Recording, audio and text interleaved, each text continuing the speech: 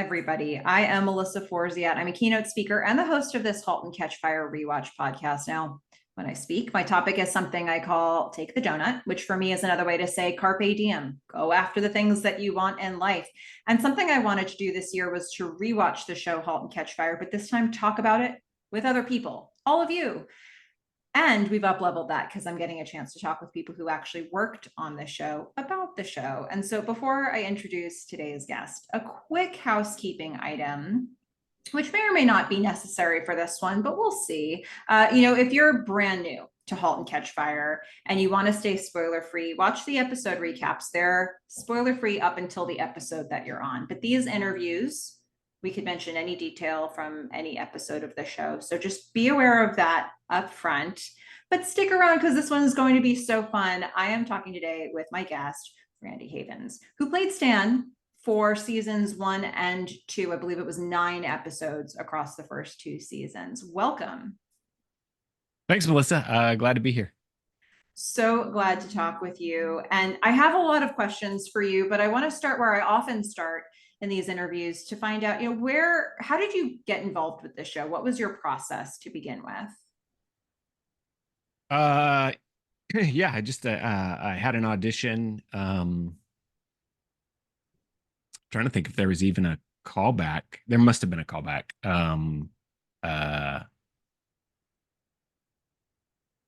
But yeah, I know that I actually read, I guess, in the callback with Eric, who ended up being one of the trio, me, Eric, and Pete. We call ourselves the Three Stooges. Yeah, that was it. I read with Eric and we were definitely like vibing in there. There was an additional guy in there with us who didn't get cast. Yeah, they were I imagine they had already shot they definitely had already shot the pilot. And so they were just casting basically like all of these people from like episode 2. So everyone you see in episode 2 basically was like there, and everyone who started the show in episode 2 was basically like there in the room with us for those callbacks. Which would have been a lot of people. They needed to really fill out that office environment once you're picked up for the rest of the season. So as somebody who was on the show from pretty much the beginning, you really didn't have an opportunity to watch any sort of previous episodes before you took on the role of Stan. So what was the buzz around the show at the time? What did you know about Halt and Catch Fire before you jumped into this project? Nothing. We just read the first few scripts, which I loved and I thought were great. But I like pretty much called it like early on. I was like, this is not going to be a hit show. It's too smart. The subject matter is so niche that it's hard to kind of sell it, right? It's not an easy sell when you go like, it's a show about guys who make computers in the 80s. Like, I've never seen anyone get excited about that synopsis. But once you start watching the show, you realize like, oh, this is like it's a really fascinating show. It's all the things that it's actually about that are kind of underneath that very not exciting definition, right? Because I think what AMC wanted was the next Mad Men, right? Because we were coming on the very tail end of Mad Men. I think we even premiered like right after the finale of Mad Men. And so I think people like looking for Mad Men were like, this is not Mad Men. The hairstyles are much more terrible. Far too many mustaches. Get me out of here. And so, it's not like, it doesn't have like that style, right? Like of Mad Men. It doesn't have that like very cool, like 50s vibe to it. But like, once you start getting into the show, like you realize, oh, this is something completely different. And it's very much cool, but it's on its own like level. And um, and tells like a, fascinating story, obviously. In terms of the work that you did with Stan in particular, in your first episode, which was in 103, which was High Plains Hardware, Gordon has to lay off a lot of engineers. It's horrific, his process of trying to lay off the engineers, but in the end, the people who remain become a team. And we're going to get them to name their room in the office the kill room. So a lot happens in that episode. And there are going to be a bunch of scenes with the whole group. At that particular moment, really early on, it was still a focus on Gordon and Brian, but Stan is going to become a stand-up character. So going into that first episode, what kind of decisions had you made about who you wanted Stan to be?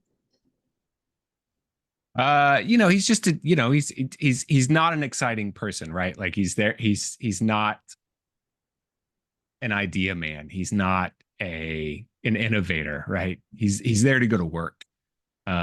Because that has been his job, right? Like that's not like they're not an exciting company. Gordon kind of comes in and takes over. Gordon and Joe kind of come in and like completely like renovate, right, and revolutionize what this company is. Like it's a very boring company when they come in, and so Stan is just like a regular Joe. Like he's like, like almost like a blue collar guy.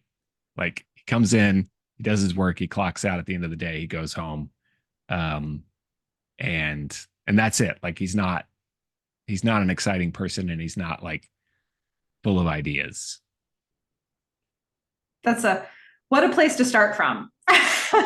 Yeah, yeah, just a guy going to work. Yeah. A lot of your early scenes in the kill room and outside the kill room for that matter were group scenes. You mentioned that you've got, sort of Larry and Ed to play off of. And then there's a bunch of people in the room a lot of times. What kind of rhythm did you establish in working together? What was that process like for the group of you? A lot of it was our actual like personalities. Um uh and so it was fun to kind of play off of each other. Like, Pete, who plays Ed, is like very much a kind of a straight-laced guy. Um and it just comes like, Pete plays a lot of like military guys, he plays a lot of like government officials. So he's got like that vibe. Um and Eric and I are a little different. Like Eric and I are, you know, uh, kind of lean more towards the comedy of it, and like Eric and I both have our own like style, but um, and Eric was doing something a little different. Eric was kind of leaning away from the comedy a little bit, and I think like I was leaning more towards into it a little bit, but like you put the three of us together and we are idiots. Yeah. Um, how much of what you were doing together, so it sounds like sort of Eric was sort of leaning away from his normal style, you were leaning kind of into the comedy. How much of what you were doing was improvised versus how much of what you were doing was like on the page? I would say 99% was on the page. There was a little bit of leeway, uh, kind of in the first take or two, where they would come in and go like, don't do that. Or yeah, keep that. But there was not a lot of getting away from what's on the page, because we were not the focal point of a lot of the scenes that we were in. And Scoot is very much, a lot of our scenes were with Scoot, obviously Gordon, and Scoot is, very much like, Scoot likes to get in the zone. He likes to stay in the zone. And so, for myself, I was just like, I don't want to get in Scoot's way. So I want to like maintain the truth and reality of this scene. So yeah, I don't, but also I didn't want to like, I don't want to get in the way of what was happening. So Absolutely.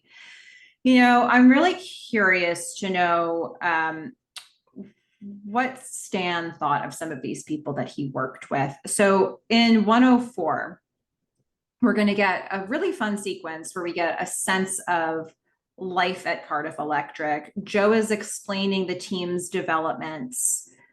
He's explaining them to Boz. Neither of them have a lot of technical knowledge. Joe feigns technical. He's obviously been studying, but how successfully, I don't know. So he's explaining things to Boz, but he's getting a lot of details wrong. He's getting the team's names wrong. And you can see Stan and Larry kind of just like sometimes trying to correct him and then just sort of being like, oh, whatever. It makes them scoff a bit, but Joe's also making a really big project happen. So I try to think about, where the balance of that would sit for these characters. What do you think Stan thought about Joe, especially in those early days when you don't really know what his results are going to be? Yeah, I think like initially Stan is like, what do you like, why are we doing like children stuff? Like, because initially Joe's like, we want to, like one of his pitches is like talking about video games, and Stan's just like, that is for kids, that is for children. We are making computers for adults. This is a business, like a business machine. It's what they're, making. And to hear Joe come in with kind of these lofty ideals, I think Stan's like, yeah, no, we're not making Ataris. We're making serious machines for serious people. Yeah. How was Gordon as a boss? I mean, he often takes a backseat to Joe. He sometimes has big wins. He gets an LCD screen. He brings that chips on both sides of the board idea to the team. But he often loses battles with Joe. But I don't know how much of that the team could see. So from Stan's perspective, how was Gordon as a boss? Yeah, I think the team loved Gordon, and we're always behind him because Gordon was the guy who was always there, right? Gordon was the guy who, stayed with the team throughout the entire process. Joe was kind of the guy who came in and went like, this is what we're doing.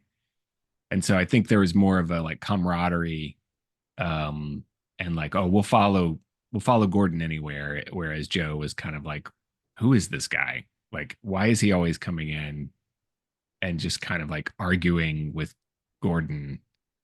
But Gordon's our guy for sure. A lot of loyalty there. One of the scenes that you were in that looks just very different than everything else is from 105 Adventure. It's towards the end of the episode. I think I've heard it referred to as the Whack a Dotson event. It was a KCYD radio event where Joe ultimately is going to get up and, take a bat to a Dotson. But it's a party environment. It's a different location, I guess, than anywhere else that you were. The Cardiff Electric team is at this community event.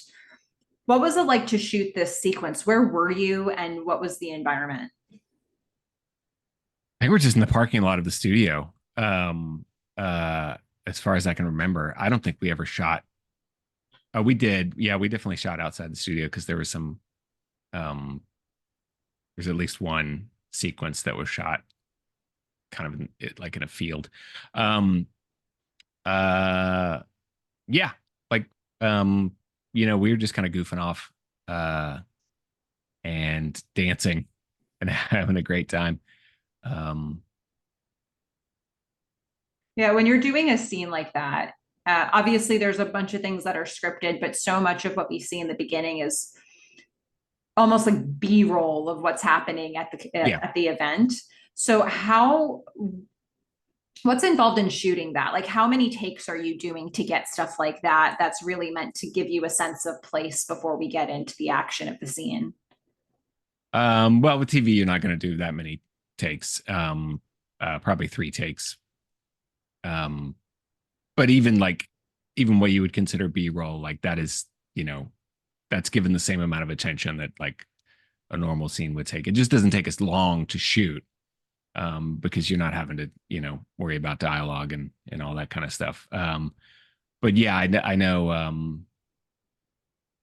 think we shot a take. The director came over, gave us some notes. We shot another couple of takes, um, and I think we were all kind of in character. And I seem to recall the director being annoyed by us, which I was like, this is perfect. And he's like a legendary guy. He was one of the producers of a show called Deadwood, which is amazing. And so it was great to work with him. And I definitely told him how much of a fan of his I was. But then, once I was in character, it was like, yeah, dude, I'm just gonna be over here goofing off, and you're really gonna have to rein me in if you want me to have a serious conversation with you, especially during like the fun time. Like normal scene, like whatever, like I'm locked in, but like this was like, oh yeah, no, we're goofing off. Like this is what um I have to kind of get into that mode, because Yeah. most of the time we are like, even if we're being a little not serious in the scene, like we're getting locked in and we're doing work, as when we're building the computer. Yeah, absolutely. Let's talk a little bit about sort of the nostalgia element, because across your seasons, pretty much every scene that you're doing is in the 80s. All of the scenes that you're doing are in the 80s. So mid 80s specifically. So, the sets, the locations, they all need to be dressed for that period. Your, costuming needed to be for that period. What were some of the props or the set decorations or some of the things they brought in to make us feel the 80s that really stood out to you as a person and helped you feel like you were in that time period? Oh man, the wardrobe. Um, I mean everything, the wardrobe, the hair, the makeup, the set even. Um, yeah, you walked in, it was like you're in another world. Because that the set was so big, um, and so immersive. There's a scene where Joe sets I think it's like um a book, like a BIOS book. I think that's what it is, and he sets it on fire. Um, and I remember Pete like looked at me before we shot the scene, and he like points up and he's like, "We got to make sure they turn these sprinklers off." And I like look up and I'm like, Pete, do you think those are real? And he was like, what? I'm like, this is a set, right? Because the like everything, like the set had ceilings, which kind of like normally they don't. Like normally there's like if you're in a set, especially in a large space like that, they want to keep like the ceiling kind of open so that they can like um adjust individual like lighting things. But like this was like fully immersive. Like you believed you were in an office. Pete believed he was in an office that had working sprinklers, because there were sprinklers like as part of the set. And I was like, Pete, those aren't real. This is not a real building that we're in. This is an old dog food factory, um, that has an office set inside of it. And but basically, as soon as I said, "Do you think those are real?" He went, "Oh fuck yeah, that's right. We are we are in a set." Yeah. It's amazing to have that realism, though. It must have, I Yeah, would imagine it helps you get into the scene and one hundred into the percent. characters way quicker. Yeah, Yeah. You know, one of the, as the episodes go on, Stan gets more and more to do and some really heartfelt stuff. And in 201, which is an episode called SETI, Gordon is feeling very down about having to sell Cardiff Electric and displacing the team as a result. And Stan is going to cheer him up, who is one of the people displaced, by the way. And he says, I was just pulling back some of the lines that you had. He says, you don't have to apologize for making out like a bandit in the sale. I'd have done the same. Before you took over, I was updating system software packages. Because of you, we built 2 machines in 2 years from the ground up. The Pro was amazing. The Giant was amazing. I wouldn't have had an opportunity to do any of it if it weren't for you. So the other guys were a lot less optimistic at this yeah. point. And we're going to see later, Stan does have trouble getting on his feet. Where do you think Stan's career really goes from here? Were his best days behind him professionally, or is there something ahead for him? Like, is he going to always believe what he just said to Gordon? About, is he gonna believe what? Like, like he was just so proud of the time that he had spent. So many of the other people on the team were a little bitter about the fact that they had Yeah. just lost their jobs. And Stan was like, nope, I'm smelling the roses here. This is, I had a great experience. If we encounter Stan 5 years from now, is he still singing that same tune? Or, has he found his way? And, like where does it go from here for Yeah, Stan? I don't think things are going to be great for Stan. As far as being an innovator, right? That was what. So I don't think Stan is ever going to look back and go like, "Wow, I really regret being an innovator. I really regret being on this great team, doing this great thing." But yeah, I don't think that Stan ever, becomes a Silicon Valley like CEO. Um, uh, because he's, like you know, building computers in Texas, like, or updating system software in Texas. That's where he is beforehand. That's probably what he goes back to, working for a, big company, being a cog in the machine. Um, because he tries, right? Like jumping ahead of you here, but yeah, he does try to um spread his wings and do his thing, but he's just not, he's not Joe, he's not Gordon. Um, uh, he is, for all intents and purposes, a worker bee. Mm-hmm. One of the things about the show that I find interesting to consider on a deep dive is how early on did the writers have an idea where Gordon was going? Um, Obviously, this is, of course, I've said a spoiler filled interview, and we're going to see in season 2, Gordon's going to be diagnosed with a major illness, and by the end of the show, we lose Gordon. And I always try to look and see, like, it feels like we get seeds planted throughout, even from season 1 onward. Um, but sometimes I look at how some of these scenes play to see how much did we know we were heading in that direction. Though, so in 201, we're going to get Stan retelling one of his favorite Gordon moments, which was when they were working on the Pro. This happened off screen for us. So we're hearing a story that we did not get to see. Stan tells a story about Gordon hallucinating the song Dreamweaver, pulling out a ceiling tile to climbing and maybe find the source of the music. Stan is going to attribute that to the fact that they were doing cocaine. Um, but, and Gordon's illness has not been diagnosed for us yet. We have been getting hints. We've been getting a lot of scenes where something is clearly off. So I'm curious what was discussed when you all played this scene. For you in this scene, were you just playing this straight, like, this is me telling a story about Gordon on cocaine? Or was there something else? Was there more discussion happening behind the scenes about how this was meant to be played and what was coming across? No, uh, I'm not a guy that wants to know too much. Mhm. Me personally, as an actor, I don't want to go, where's this story going? Because I don't want to play the end. Mhm. Right. So, um, what I was playing was just what Stan had experienced, which is, Gordon's a bit of a goof. Uh, and we were, partying, and Gordon was doing goofy shit while we were partying. We all, and, like, it's like, yeah, Gordon's a little off. We're all a little off in our own special way. So nobody's judging him. But yeah, there was no like, oh yeah, hey, Gordon's got this brain thing. Um, that we're going to reveal later. Like, it was like, you could kind of read between the lines of it, but I didn't want to go delve too deeply into that. Cause I think even in season 1, like Gordon's digging holes, right? Like, is that yeah. So Yeah. obviously like um, so I knew, obviously filming season 2, I had already watched season 1 and obviously filmed it and everything. So, knew like, oh yeah, Gordon's exhibiting some signs of, perhaps some kind of mania.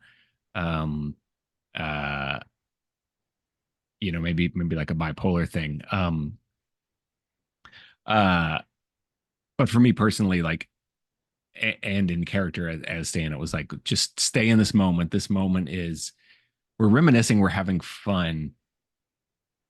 These were fun times. So there wasn't a lot of like, let's look to the future and tell me what exactly is wrong with Gordon. Hmm. You know, you had referenced a bit about some of the stuff that Stan did off screen. He actually goes to Silicon Valley. He tries, it doesn't work. He comes back to Texas, and he's not really quick. He doesn't want to share with everybody that it didn't work out. Right. And so he is very quietly setting up a computer repair business in his garage. But unfortunately, all of this is playing into Gordon's paranoia. And so in 208, Limbo, we're going to see Stan again. And it's at this point in his story when he's back, and Gordon breaks into Stan's garage, thinking that Stan is actively trying to poach his whole team. And what a powerful scene this is. Very confusing for Stan, very upsetting for the audience. You know, talk to me about this scene in Stan's garage. What do you remember about that day? Um, yeah, you know, funnily enough, Scoot and I were having a great time because it's a very funny scene if you look at it objectively from Stan's perspective. Um, you know, like Stan's freaking out, like with good reason. Gordon has broken into his house. Um, and so you know, it was interesting too because even though Gordon was in this very manic, crazed state, like in between um, takes, Scoot was just very much like, this is ridiculous. um, that Gordon has gone this far, uh, you know, kind of over the edge, um, without questioning, you know, without first of all like reaching out to Stan to be like, what's going on?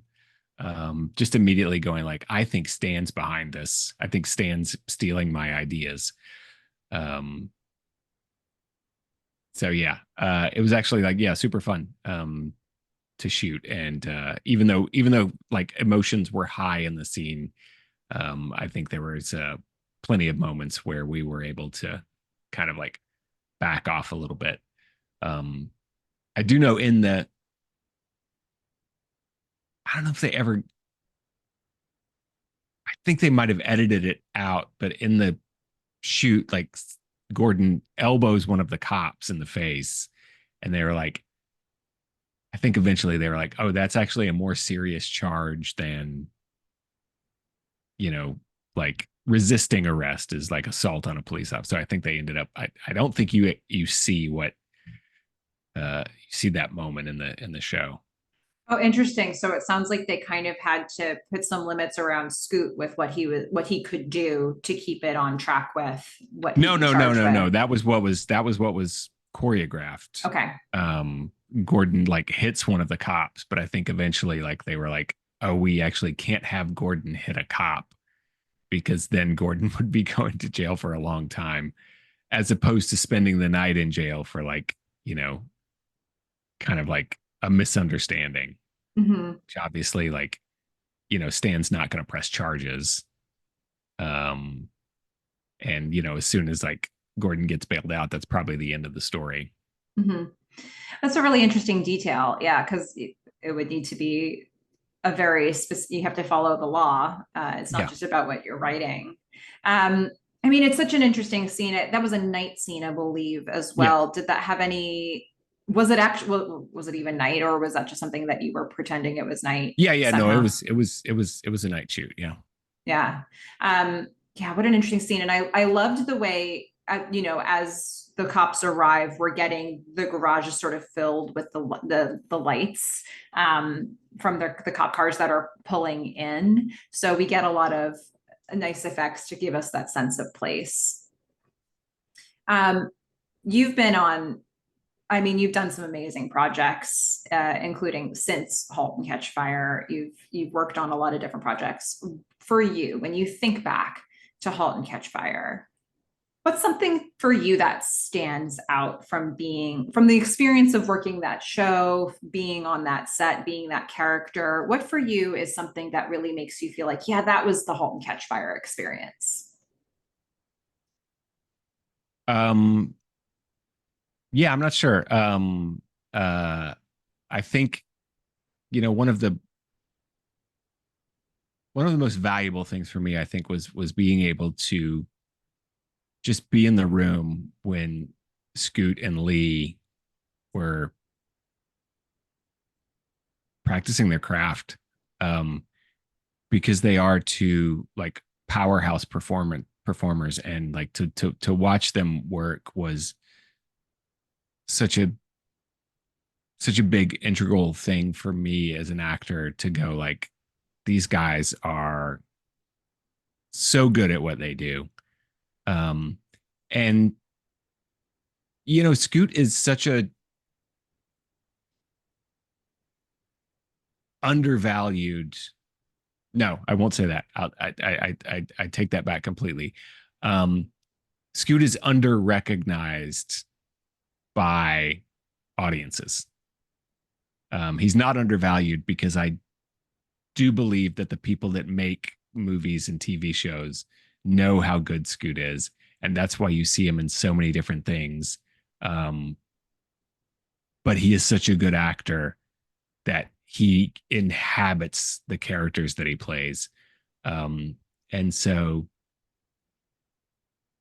to be there to see him do what he does, and then to watch, you know, and I'd seen him in numerous things before that, but again, like he's such a great performer that, you know, like he is those characters that he plays. And so like you really like, um, you know, you don't go, oh, it was a Scoot McNairy movie, you know, that you would do with like Ben Affleck, who like I have Ben Affleck in my head because I think Ben Affleck is a huge fan of Scoot, because like Scoot is uh in a lot of Ben Affleck stuff. If you like look at Ben Affleck's movies, you're like, oh wow, Scoot is in that one, that one, that one, that one, that one. I think Ben Affleck's like, we need Scoot in this one. Um uh and so yeah, just like great performances from Scoot like throughout his career. And like I'm always excited. I'm like, what's next for Scoot? Um, you know, there's a whole season of like Narcos that Scoot is narrating. And I'm just like, what is happening? Why is Scoot? Like immediately I was like, that's Scoot. Like I heard his voice and I'm like, that's Scoot. What's going on? Um, and then at the end of the season, you realize, oh, Scoot has been telling this story. I guess it was. I'm not sure. I'm not. Oh, it was Narcos Mexico. That's what it was. So it was kind of the follow up to Narcos. So yeah, the whole first season, Scoot's narrating it, and then at the end of the season, you realize like, oh, Scoot is this character, who's now, you know, makes his appearance in the final episode, and then it follows him leading kind of a task force in like the second season. Oh wow. I mean, what a master, not a master class, but an opportunity to watch people really getting up close to their craft. I think And 100% it was a masterclass. I think you're totally right on that. yeah. Are there any particular stories that jump out for you, like days on set that you specifically remember, things that happened season one or season two, um, experiences that really stick out for you? Um, yeah, I'm not sure. Just generally like the entire experience. You know, so many days on that set. But I think that, yeah, my biggest takeaway is just like being able to be in the room and watch kind of like those guys work, and you know, and then becoming a fan of the show. And like, you know, even when I wasn't on it anymore, like watching seasons 3 and 4, like as they aired, and just like being like enraptured by like the story that the Chris's were telling. Yeah, and the way the show continued to reinvent itself each Yeah, season, absolutely. you Every wouldn't season. have had the luxury of knowing that when you started the show, but it maybe you had a sense of that season two, and then as you continued watching that, you certainly would have seen it. Yeah, no, I had no idea even when we were like when we were shooting, I had no idea that they were like so innovative in their storytelling that they were like, we are ripping out the foundation every season, right? They go like, nope, not that, not that again. We're actually moving on to this, and we're moving on to this, and to tell like a completely different, to start from kind of scratch every season, um, uh, was just super brave, but like, they really nailed it. I think, you know, Halt takes about 4 episodes to find its rhythm. Um, so season one, you gotta you gotta get through like the first 4 episodes, and then once you do, like, it really kind of finds its place, its rhythm. It's like, um the story that it wants to tell and the way that it wants to tell it. It really gets locked in. And I think it's, so valuable that like Netflix picked it up, because it has created a new audience. Every year or so, there's a bunch of new people who are just like, whoa, what is this show like? um and they're just like, I just need something to watch for 4 seasons. And so they just start watching it, and then all of a sudden they're like, oh my god, this show is so good. um and so I'm so happy that we have Netflix, and we Mhm. have binging, because you have to kind of binge those first 4 episodes, to really get into like, oh, this is a super fascinating story and so well told. Oh, absolutely. You've had an opportunity to shout out a number of different people across some of your answers here, but I wanted to give you sort of a catch-all opportunity to, are there any particular people that you worked with, cast or crew, who you want to shout out? People that they might be unsung heroes, they might be people that we know about, but you really enjoyed working with them and thought they did, some top-notch work in whatever department that they were in. Who comes to mind for you? Kimberly Kimberly Adams, the costume designer. She was actually doing a costume fitting with Kimberly is so cool, because she wants you to move around in the costume. She wants you to feel it out. She wants you to inhabit the character as you're in whatever different costume she has you in, just to go like, does this work? Is this you? Um, and she's like, how does it feel? Like, um, this is what I'm thinking. What are you thinking? She's like, there's like a party scene where Stan is in like this ridiculous like tuxedo thing, and she's like, I think Stan saw Scarface and wants to dress like Al Pacino. And I was like, perfect, let's go, let's rock with it. And Kimberly was actually the costume designer for another show that I did. She was a costume designer in the first season of Stranger Things, which was also 80s based. Um, but her opinion is so highly valued that when we were doing the costume fitting for my character in Stranger Things, she was like, Stan had glasses. This guy shouldn't have glasses.